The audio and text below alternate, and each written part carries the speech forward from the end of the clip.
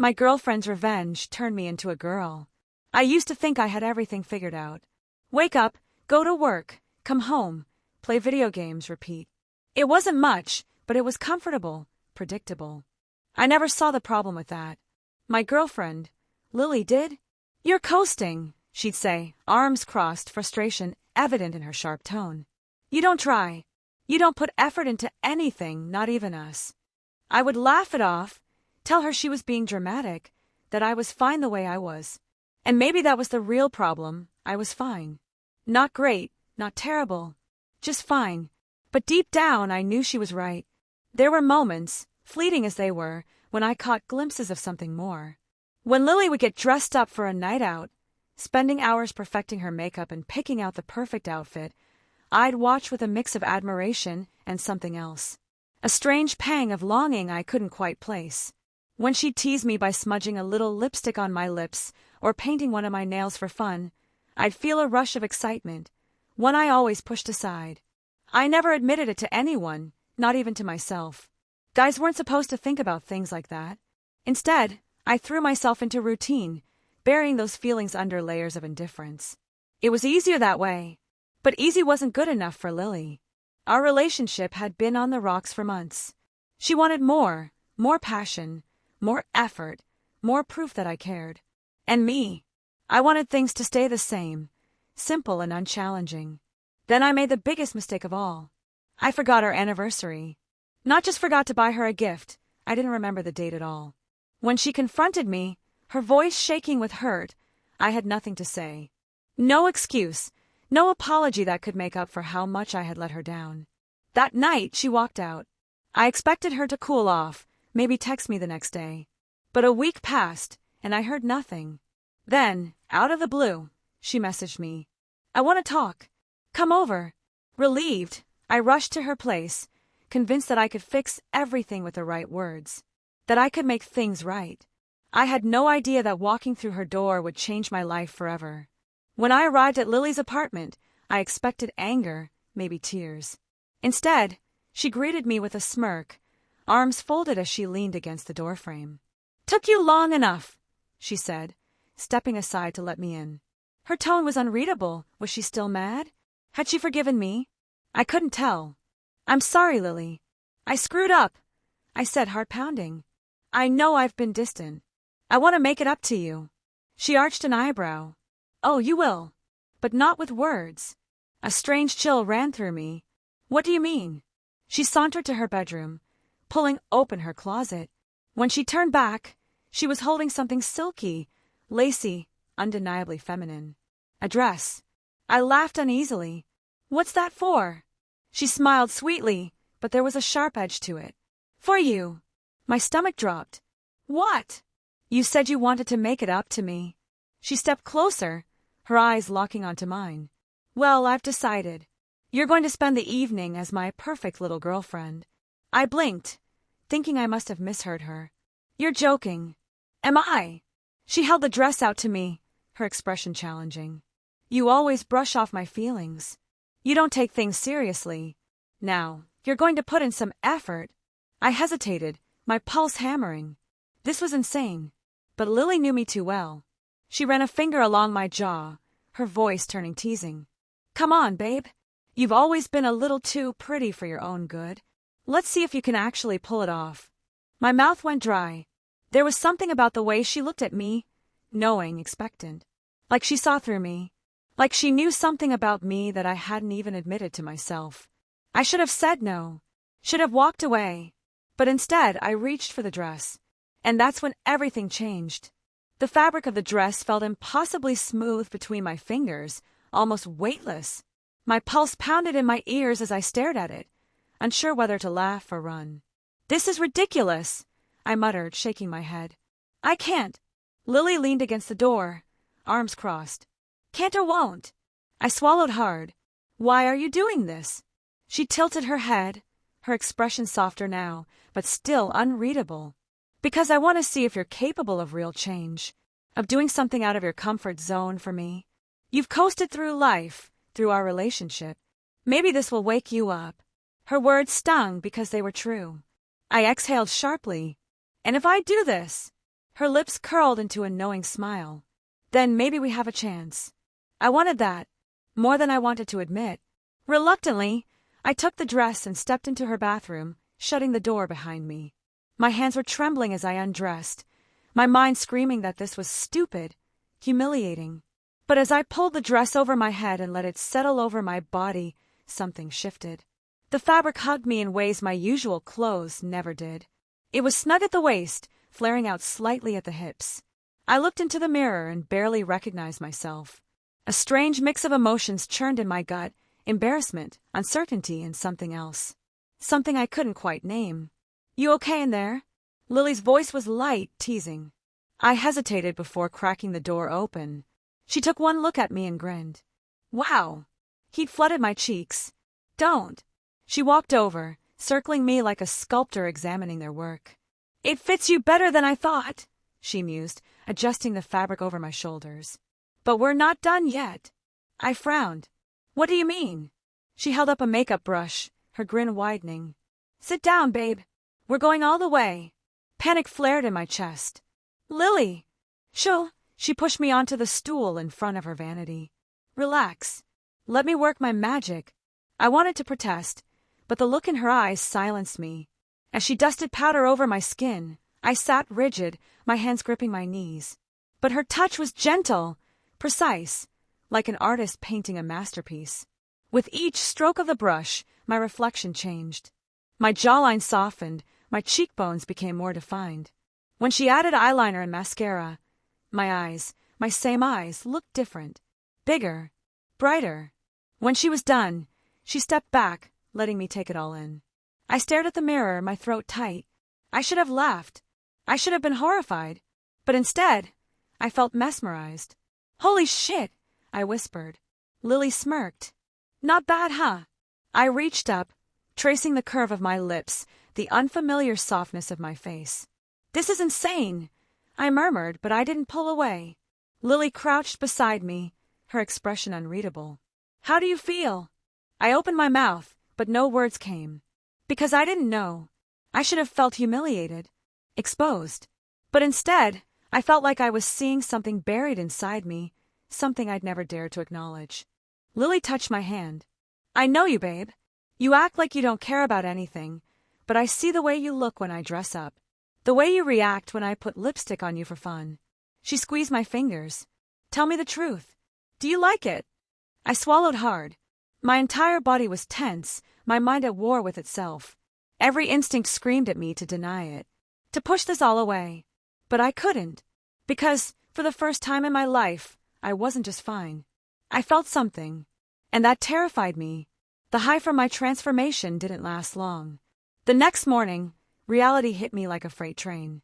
I sat at the edge of my bed, staring at my reflection in the mirror, my face wiped clean of makeup, my usual clothes back on.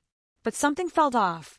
The way my t-shirt hung loosely on my frame, the roughness of my jeans against my skin. It was as if I had stepped into a version of myself that no longer fit quite right.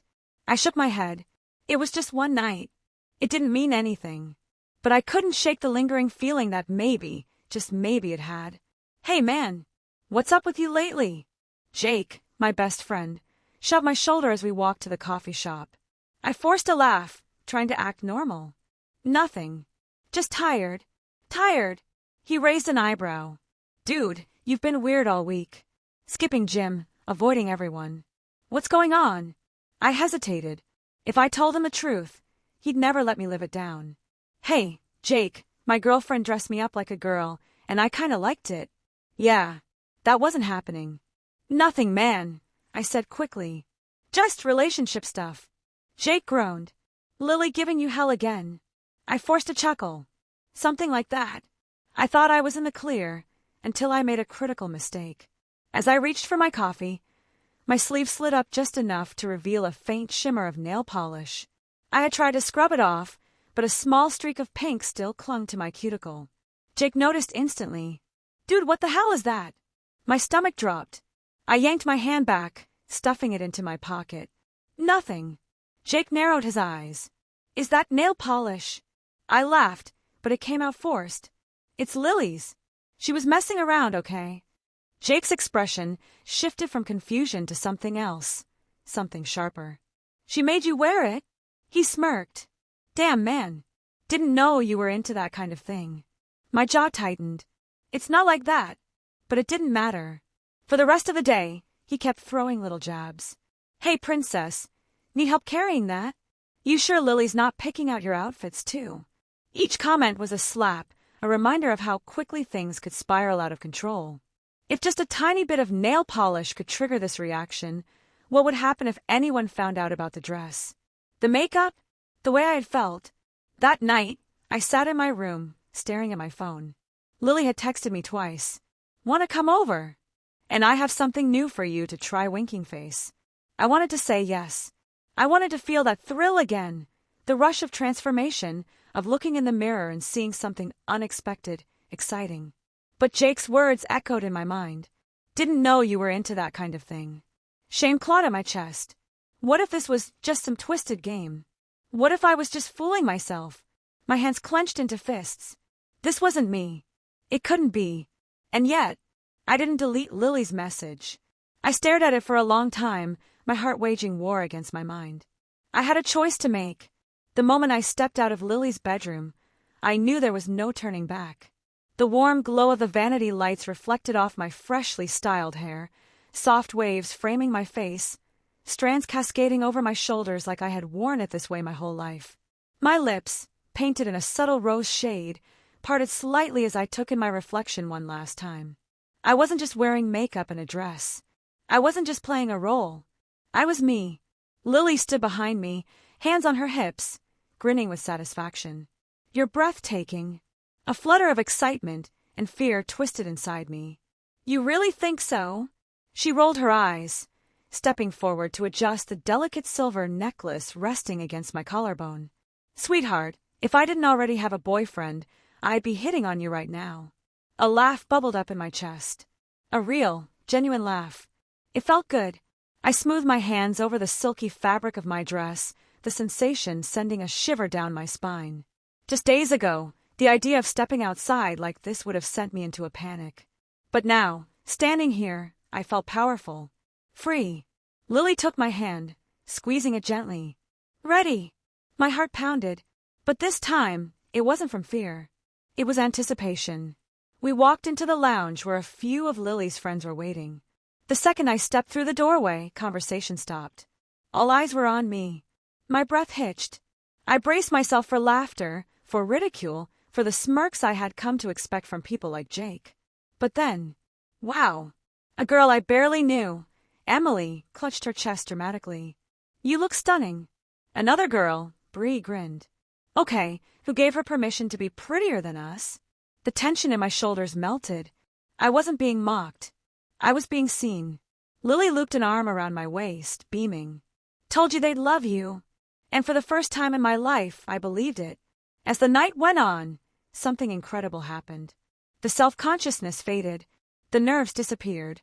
I wasn't overthinking my voice or how I moved. I wasn't waiting for someone to call me out. I was just me. And it felt right. As I twirled under the soft glow of the fairy lights, dress flowing around me, I realized I didn't just like this. I needed this.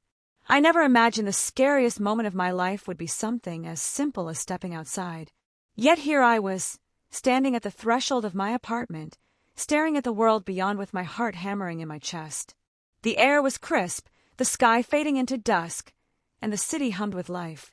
But to me, it felt like stepping onto a stage with 1,000 judging eyes waiting. Lily stood beside me, her hand warm on my back. You don't have to do this if you're not ready, she said softly. I was terrified, but I was also tired. Tired of hiding. Tired of pretending. Tired of feeling like I wasn't allowed to exist as myself. I took a deep breath and stepped forward. One foot, then the other. The sidewalk felt solid beneath my heels, each step steady despite the storm raging inside me. The fabric of my dress swayed with my movement, my hair catching in the evening breeze. I had walked this street countless times before, but tonight, everything was different. I was me, and the world wasn't stopping. No one pointed. No one stared. A couple walked past, laughing about something entirely unrelated to me. A man scrolled through his phone, oblivious to the internal battle I was waging. A group of girls chatted by a cafe, barely sparing me a glance. The world kept moving. And so did I. We turned the corner toward the cafe we always went to, the neon glow of its sign lighting up the pavement. This was the final test. The moment of truth. The bell chimed as I pushed open the door. The scent of coffee and baked goods wrapped around me, familiar and comforting. The usual barista, Jake, stood behind the counter. He looked up, really looked at me. For a split second, fear gripped me. What if he recognized me? What if he laughed? But then, "Evening, ladies," he said with a nod. "What can I get for you?" The tension drained from my body, so fast I almost laughed. Lily nudged me, grinning. "Go on." I stepped forward, my voice steady, my smile real. "Just a caramel latte, please." Jake nodded, punching it into the register like it was the most normal thing in the world. Because it was. As I waited for my drink, I caught my reflection in the pastry case. A girl stood there. Confident. Radiant. Me. For the first time, I didn't feel like I was pretending. I had stepped into the world as myself, and the world had welcomed me in return. The next morning, I woke up to sunlight streaming through the curtains, warming my face. But more than that, I woke up with a sense of peace I had never known before. I stretched, feeling the soft fabric of my nightgown against my skin, and let out a deep breath. There was no more fear twisting in my stomach, no more doubt whispering that I wasn't good enough. I had stepped out into the world as myself, and nothing had fallen apart. Lily was still here, curled up beside me, her hair messy from sleep. As if sensing my gaze, she stirred, opening one eye. "Morning, gorgeous," she murmured with a sleepy smile. I blushed, still getting used to the way she looked at me now, not just with love, but with pride. I had been so afraid of losing her through all this. Instead, we had grown closer. Over the next few weeks, everything started falling into place. I no longer hesitated before leaving the apartment.